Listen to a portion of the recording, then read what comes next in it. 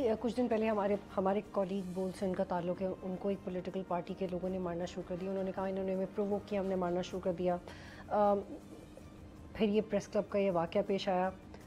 पाकिस्तान में जो हाईएस्ट कमान है, जिससे आप सवाल कर सकते हैं कि ये वाक़या क्यों पेश आया, क्या ये होना चाहिए था, वो कंडेम करते हैं इसको।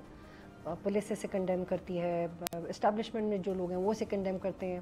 इवन ISPR के रिस्पॉन्सिबल लोग जब इस पर बात हमने उनसे पूछा तो उन्होंने इसको कंडेम किया। लेकिन अली, ज़िम्मेदारी तो कहीं से नहीं आ रही। Who is taking the responsibility, why it happened, who gave the orders? मेरे ख्याल में ये तो अहम सवाल है और इसका तयन होना चाहिए, ज़िम्मेदारी किसके ऊपर होगी, और ये भी तयन होना चाहिए कि क्या इसके पीछे मोटिव्स क्या थे। मेरी नज़र में इतना सादा मामला नहीं है जिस तरीके से ये बताया भट्ट साहब ने कि एक अनरिटन दस्तूर है ये। पिछले 50 साल में अगर आप देखिए तो एक वाक़या है सिर्फ कराची प्रेस क्लब में रेंजर्स के दाखिल होने का, और उसके ऊपर भी शदीद एहतजाज हुआ था। कभी ऐसा नहीं हुआ। तो ये ऐसे नहीं है कि ऐसी खामखा पुलिस वाले जो है वो दाखिल हो गए चूँकि मुजाहिरीन वहाँ खड़े थे। आप ये देखिए कि कितने अरसे से यहाँ पे ही बलोच जो है वो एहतजाज कर रहे हैं। 3-4 माह से वहाँ जो है वो सड़क बंद है। हम ये नहीं कह रहे वहाँ तो कोई लाठी चार्ज नहीं हुआ।